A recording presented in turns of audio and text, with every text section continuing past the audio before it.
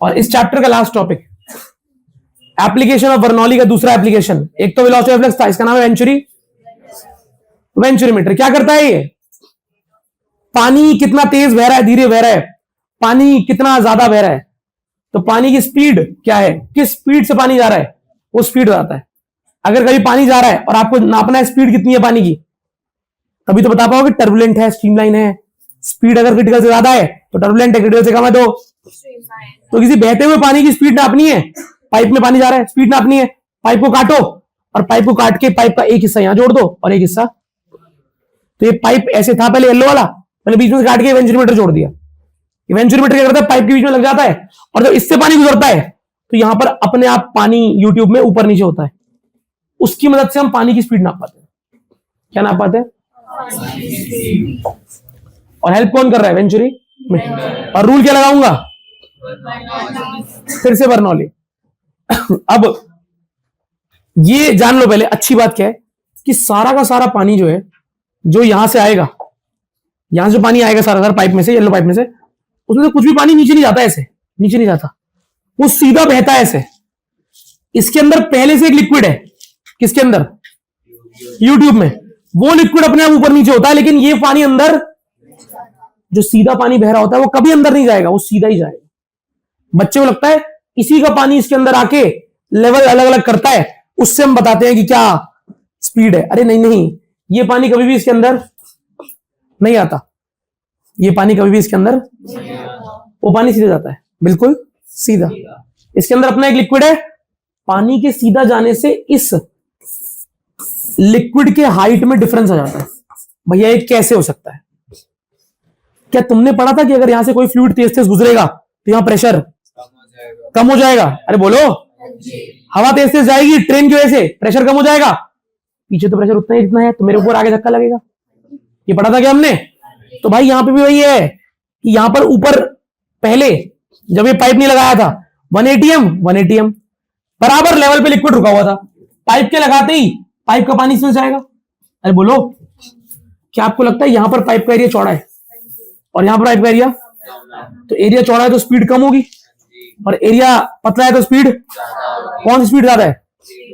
तो V2 वाली जगह पर लिक्विड की स्पीड, फ्लूइड की स्पीड, तो V2 में फ्लूइड की स्पीड ज्यादा है तो V2 वाले में प्रेशर, याद है? बर्नौली यही तो कहा था, अगर हवा की यहां फ्लूइड की स्पीड ज्यादा होती है तो प्रेशर, तो V2 स्पीड एरिया कम होने की वजह से ज्यादा है, यहां पतला एरिया है, V2 स्पीड बहुत ज्यादा है, और V2 स्पीड ज्यादा है तो प्रेशर बहुत, तो प्रेशर कम है तो यहां का लिक्विड, यहां प्रेशर कम हो गया एकदम से, प्रेशर कम होगा तो लिक्विड, और कंपैरेटिवली यहां पे स्पीड थोड़ी कम है, स्पीड कम है तो प्रेशर ज्यादा, तो इसका लिक्विड थोड़ा सा, तो यहां पर कुछ हाइट का डिफरेंस आ जाएगा क्या? इस हाइट के डिफरेंस से हम पता लगाते हैं पानी की स्पीड कितनी है। समझ रहे हो? किसकी मदद से? तो प्रेशर कम करने की जिम्मेदारी इस पानी ने खुद उठाई। पानी तेज तेज बह रहा था, अपने आप यहां प्रेशर, स्पीड कम है यहां पे तो प्रेशर ज्यादा, यहां स्पीड ज्यादा हो गई तो प्रेशर कम हो गया, प्रेशर कम हुआ तो लिक्विड ऊपर चढ़ गया। इस छोटे एरिया को मान लेते हैं A2, बड़े एरिया को A1। यहां पानी की स्पीड, यहां पानी की स्पीड V2, तो इसे मान लेता हूं पॉइंट नंबर M और इसे N, और M और N पे क्या लगेगी? बर्नौली। मैं जानता हूं यहां पर लिक्विड गाइड नीचे होगी, यहां पर लिक्विड गाइड, क्योंकि यहां पर प्रेशर क्या है? प्रेशर कुछ मान लेते हैं P1 और यहां पर प्रेशर P2। सही है?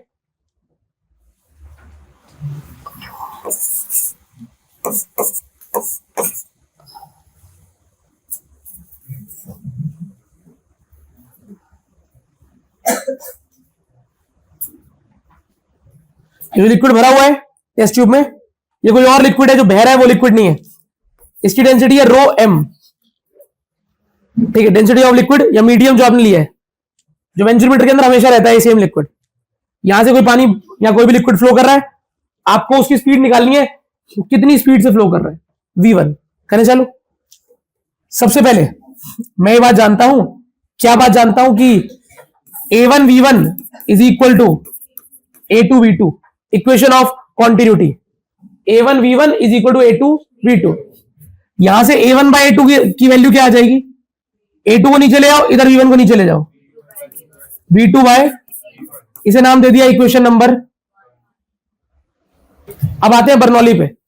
M पर और N पर बर्नौली लगानी है, लगाए। M पॉइंट ऑफ प्रेशर क्या है? P1 प्लस स्पीड कितनी है? स्पीड कितनी है? V1, तो हाफ रो।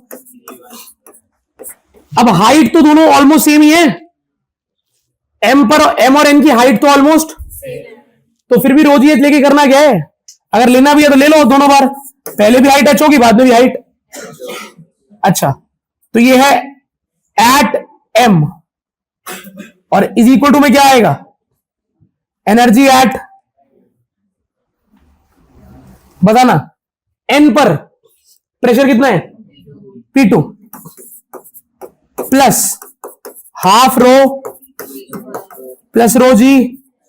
अब हाइट तो बिल्कुल सेम थी, तो कट गया रो जी एच, रो जी एच। P2 को इधर ले आओ, P1 माइनस P2 को इधर ले आया मैं, is equal to 1/2 rho V2 square, और इसको उधर ले जाओ, माइनस 1/2 रो।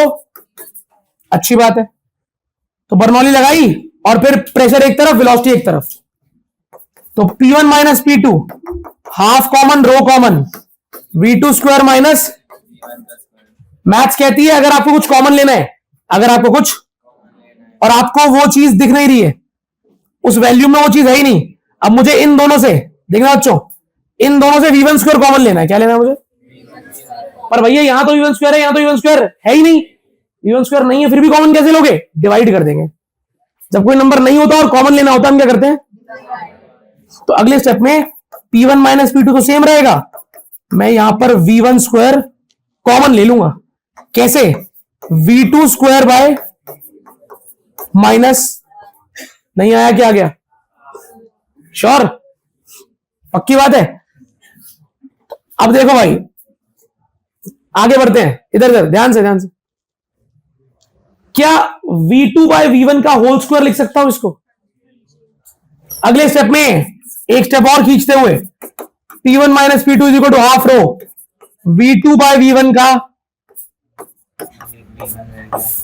बिल्कुल एक गिवन है, क्या लिख देते हैं?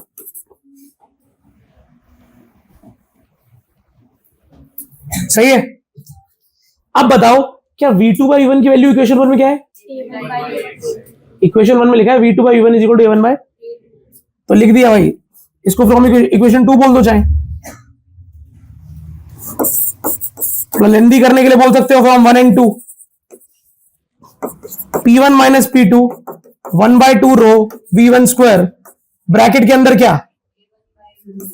A1 बाय का माइनस, क्या निकालना था आपको? निकल गया, सब कुछ इधर आ जाएगा आराम से। तो 2 को ऊपर ले जाओ भाई, पहले क्या बन जाएगा?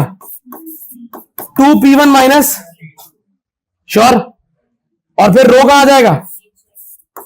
नीचे, 2 ऊपर गया, रो नीचे आ गया, और ये पूरा का पूरा रेक्टेंगल ब्रैकेट भी कहां आएगा?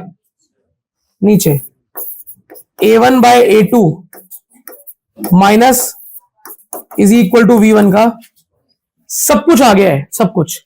एक चीज जो हमने सीखी थी हाइड्रोस्टैटिक में, कि भाई अगर इस साइड के लिक्विड और इस साइड के लिक्विड में हाइट का डिफरेंस कितना है? H। तो इधर का प्रेशर, यहां प्रेशर कितना है? P1, कितना? P1। यहां प्रेशर कितना होगा? कितना है यहां पे? P2, कितना है? P2 प्लस, अरे ऊपर तो P2 है, P2 प्लस H। किसको ये बात समझ में आ रही है कि इस पॉइंट पर प्रेशर P1 होगा, ऊपर लिखा तो हुआ P1 प्रेशर है, यहां पर होगा P2 प्रेशर जो ऊपर से लिक्विड गैस है, और प्लस में H रो जी, H हाइट के कॉलम का प्रेशर भी तो होगा यहां पे, तो P2 प्लस H रो जी, क्या दोनों सेम लेवल पे हैं? सेम लेवल पे है क्या? तो यहां पर जब ये मेरी इक्वेशन नंबर 3 आ चुकी है, सब कुछ ऑलमोस्ट डन हो चुका है, तो यहां पर मैं अलग से कहीं पे बॉक्स बना के लिख दूंगा कि P1 is equal to P2 plus h rho g. P2 को इधर ले जाओ, P1 minus P2 is equal to h rho g. क्या P1 माइनस P2 की वैल्यू आ गई मेरे पास? क्या आ गई? तो बस पुट कर दो H row M into G. नीचे क्या है? A1 square by minus is equal to V1 का, पर स्क्वायर नहीं चाहिए, क्या चाहिए? डेरिवेशन खत्म। है थोड़ी लेंदी सी या चीजें ऐसी हैं, लेकिन तीनों चीजें लगी हैं। इक्वेशन ऑफ कॉन्टिन्यूटी, बर्नौली और प्रेशर डिफरेंस एच रो जी होता है। सेम हाइट प्रेशर इक्वल होता है। तो तीनों को लगाया, वेंचुरीमीटर कर दिया। जैसे 2s/r या 4s/r आना पक्का है कोई एक, ऐसे ही इफ्लक्स या वेंचुरीमीटर आना पक्का है। ये पक्का पक्का होता है, ये डेरिवेशन है, हमें पता आता ही आता है।